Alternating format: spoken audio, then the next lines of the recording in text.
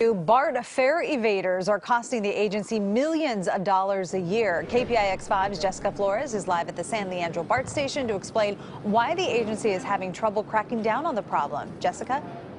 Well, Michelle, it turns out it's costing BART about $25 million a year. Folks who jump over the gate there go straight in without paying for a ticket. And this whole year, BART hasn't issued a single citation to anybody under the age of 18. And there's a reason for that. According to San Francisco Chronicle, there's a new law that's basically tying the hands of BART. Basically, they can't issue tickets to those under the age of 18 because the law says those under 18 years of age cannot be arrested or cited for fare evasion. That law took effect in January. The law is supposed to keep youth from getting arrest records just for fare cheating. In 2015, the agency only issued 172 tickets to youth fare evaders. We talked to BART passengers this morning who say fare cheating is a problem.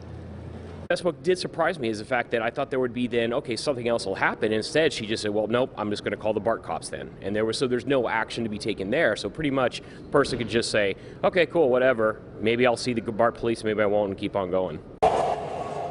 The agency is looking at how San Francisco Muni handles youth fare evaders. Muni has a legislative exemption that allows it to issue a $58 administrative ticket. Those do not go on the permanent record of anybody under 18.